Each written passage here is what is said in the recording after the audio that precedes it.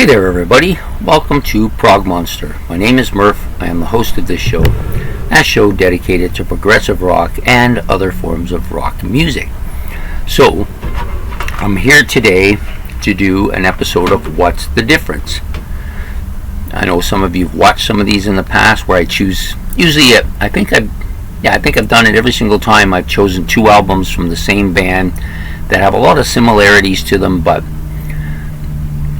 the reason I decide to put them together is because even though they have a lot of similarities, there's something that's different, And so the two albums I've chosen today, no, they're not Rush.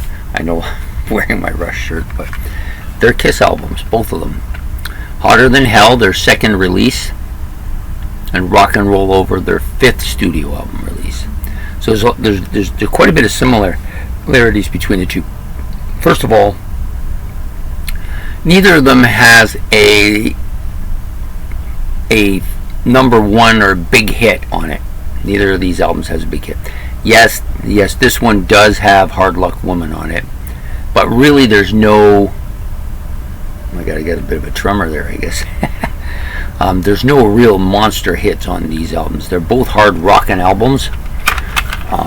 Try to flip them around, but I find this one is a little bit. They both have interesting covers too. I really like the Japanese cover on the Hotter Than Hell quite a bit, and of course the Rock and Roll Over one is a staple amongst favorite album covers. They both have, I think, 10 tracks each. Most of the stuff's pretty hard rockin'. Of course, all four of the original members are on both albums, and I think Gene Simmons is pretty much the main dominant singer on both of these albums. Paul Stanley and him. A little bit from Peter on both albums, nothing from Ace at all. And they're both rocking albums. Like this one's a little bit raw in its sound. Production is pretty crappy actually. This one's much clearer than that. But overall, they both pretty rocking albums. Lots of hard, heavy. These are Kiss classic albums, and probably two of my favorite albums as well by them. So what's the difference between these two? Well, we'll start with Hotter Than Hell. So this one, lots of stable Kiss songs that play on their live album. They play in concert quite a bit, and some of the deeper cuts on this album are really quite good as well. The same thing on Rock and Roll Over. They've got quite a few cuts that they play regularly on both their live Kiss Alive 2 and on their tours.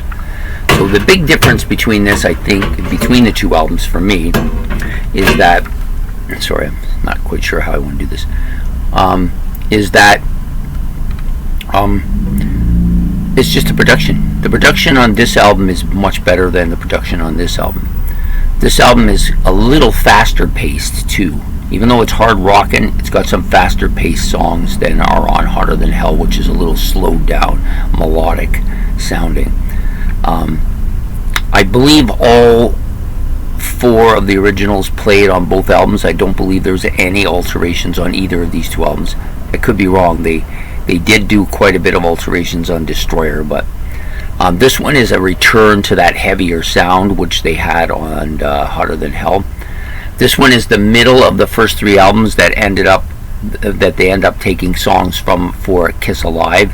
This one is the middle of the second three albums that they end up taking songs for Kiss Alive 2.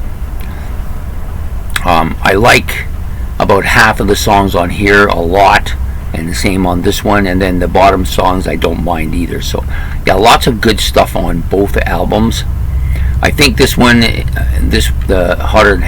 here has a little bit more Gene Simmons domination than on the original one on Hotter Than Hell, but it's not a lot. He does do Strange Ways. He sings Watching You. I'm sure there's some other tracks on here. I can't really see them without my glasses. Yeah, you got he does Parasite. Yes, I remember him doing that. Strange Ways is actually Peter Criss. I apologize for that. He does Parasite. He does Let Me Go Rock and Roll. He does All the Way and Watching You. like some of his better songs are on here. Strange Ways is actually Peter Criss. I think Peter Criss does Mainline as well. And then you got Stanley on Got to Choose. Oh, Peter and Gene Simmons on Going Blind as well. So Paul Stanley on Got to Choose, Hotter Than Hell, and Coming Home. So it's a pretty spaced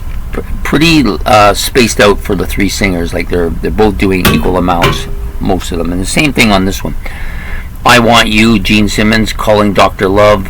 No, I Want You is Paul Stanley when I talk about. Calling Dr. Love, Love Him and Leave Him, See You in Your Dreams are all Gene Simmons. You got Baby Driver, Hard Luck Woman from Peter Criss, and then you have Stanley on I Want You, Take Me, Ladies Room, Mr. Speed, and Making Love. So Stanley's a little bit more on this, but they're both pretty spaced out albums. They're pretty hard rockin' albums. But the biggest difference for me is I think the album cover on this is better. The production on this is better. The song spacing is well. This is a really well orchestrated, well put together album. I love the art on here quite a bit too. Those are the biggest difference. But a lot of people seem to think this is a better album.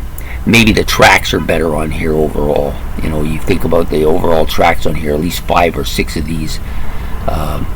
Parasite, Hotter Than Hell, Let Me Go, Rock and Roll, Watching You, and Strange Ways. No, Strange Ways is, those other 4 are all on Kiss Alive. On this one, I Want You, Calling Dr. Love, Ladies Room, and Hard Luck Woman, and Making Love are all on there. So they're both pretty solidly represented on their live material. I just think overall the biggest difference is that the sound quality on this is much better. The vocals, I think, are a little bit clearer. This is a faster paced, cleaner sounding album than this one, which is more raw and hard and energy. But they're both hard rock albums. So to me, that's the biggest difference between the two.